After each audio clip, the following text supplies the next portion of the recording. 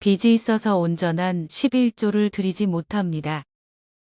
우리 보통의 삶은 경영을 잘하고 질서가 잡힌 인생을 살아가는 사람들이 얼마나 있으실까요? 대부분 성공한 인생의 기준이 재정의 넉넉함은 아닌 것은 맞아도 무언가 상관관계가 있는 것은 부정할 수 없는 현실인 것 같습니다.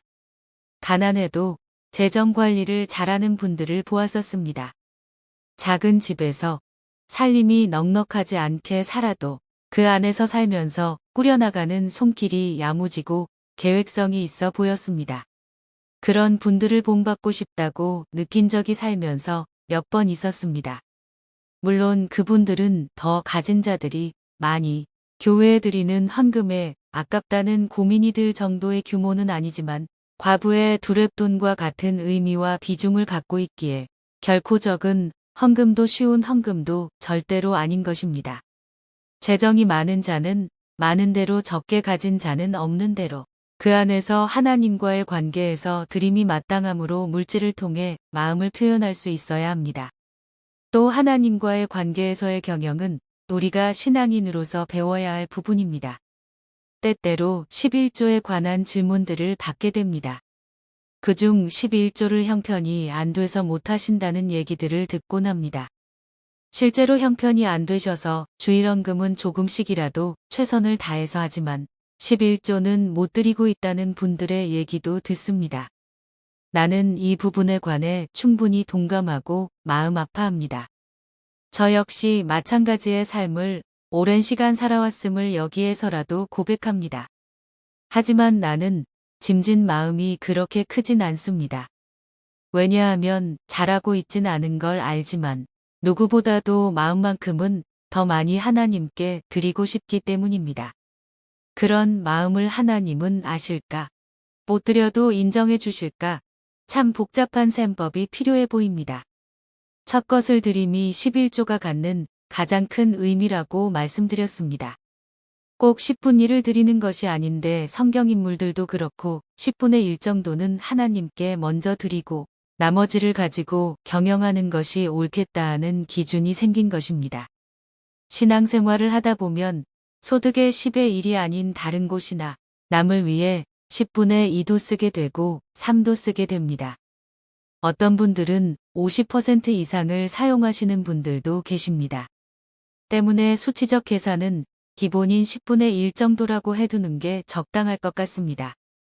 하나님은 우리의 형편을 누구보다 잘 아십니다.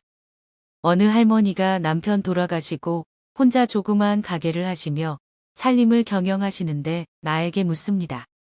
11조는 어떻게 하는 거예요? 얼마를 드려야 하는 거예요? 교회 나가신 지 얼마 되지 않아 11조에 대한 개념을 앞서 말한 대로 알려드렸습니다. 그분은 주일헌금을 5만 원씩 3만 원씩이나 드리셨습니다. 제가 깜짝 놀라서 그렇게 많이 드리시면 어떡하세요? 보통 할머니들은 3천 원, 5천 원씩도 많은 돈 헌금이세요. 근데 또 11조는 매주 1만 원도 하고 2만 원도 하신다는 겁니다. 뭔가 잘못됨을 느꼈습니다. 왜 주일헌금은 그렇게나 많이 하세요? 대답은 눈치가 보인다는 말씀을 해주셨습니다. 노인네 혼자 산다고 목사님이 무시하실까 봐서란 매우 당황스런 답변을 들었습니다. 내가 전도한 분께서 가르쳐주는 분이 안 계셔서 이렇게 교회를 다니고 계시니 속이 답답했습니다. 내가 속한 사역하는 교회가 아닌 그분 집에서 가까운 곳으로 인도해드렸더니 나는 교회 선택에 있어서만 인도했을 뿐 인도자가 없었습니다. 먼저는 빚이 있지 않습니까? 그 남의 빚을 다 갚으시기 전에는 온전한 11조는 드리기 힘드십니다. 라고 우선 말씀드렸습니다. 한 달 경영해야 할 살림에서 빚 갚는데 80%를 넘게 지출해야 하는 피가 마름 속에서 교회 사람들의 눈치를 보고 다니는 노인이 너무 안타깝고 야속했습니다. 그렇게 하지 마세요. 그렇게 하는 것이 아닙니다. 게다가 교회 목사님들이 성도들의 내시는 헌금을 일일이 신경 다 쓰고 다 알지도 못합니다. 재정 집사님들이 따로 계십니다. 그리고 11조는 첫 것을 떼어 먼저 드리는 의미가 큰 것이므로 빚이 있으신 이상 빚에서 자유로워지기 전까진 내 형편에 맞게 첫 것을 드리셔야 됩니다. 남는 게 한 달에 20만 원이라면 2만 원은 매우 큰 돈입니다. 이렇게 기도하십시오. 하나님, 제가 빚이 있어서 형편이 이것밖에 안 됩니다.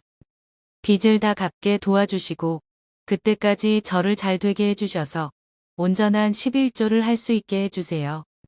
그때까지는 형편에 맞게 감사의 뜻으로 드리겠습니다. 그리고 사람 눈치 보지 마십시오. 교회는 사람 보고 다니면 시험 듭니다. 힘드셔도 하나님만 바라보고 다니세요. 너무 인위적인 이야기 같지만 사실적인 이야기입니다. 형편에 맞는 11조는 우리가 알아야 하고 배웠어야 됐습니다. 너무 편협적이라 생각되거나 절반도 이해되지 못한 11조에 대한 관념들이 우리를 지배해 온 것이 사실일 것입니다. 모든 신앙인들이 자유롭게 되기를 원하고 바랍니다. 자신이 하나님을 사랑하면 하나님의 사랑을 받는 것을 느끼고 알게 되면 아벨의 제사처럼 받으시는 예배를 드리게 됩니다. 너무 많은 사람들이 11조에 가로막혀 교회를 못 다니게 됩니다. 너무나도 안타깝습니다. 11조는 우리가 가지게 되는 자연스런 모습입니다. 사랑스런 자에게 무언가 해주고 싶고 사주고 싶은 것처럼 우린 반대로 하나님의 사랑을 깨달아서 도로 드리는 감사의 표현을 하고 싶어지는 것입니다. 수치에 매이지 말아야 합니다. 그리고 질서 있는 형편이 만들어질 수 있도록 우리 모두 기도하고 노력해 봅시다. 하나님은 내 마음을 아십니다. 주님, 우리가 주님께 귀한 것 드리기 원하는 것 아시지요. 제 형편을 아시는 주님께서 저의 예배를 받아주시옵소서. 저를 통해 가정이 변하고 나를 통해 나의 자녀들은 경영을 잘할 줄 아는 자들로 세워지게 하소서. 그동안 질서 없이 살아온 제 인생을 주님 앞에 반성합니다. 연약한 제 육신을 강하신 두 팔로 붙잡아 주시고 말씀과 성령으로 사로잡아 주셔서 이전에 없던 복을 누리게 하여 주시옵소서. 저와 제 가정을 통해 주님께 영광 올려드리는 역사가 있게 하소서. 우리 주 예수님 이름으로 기도드립니다. 아멘.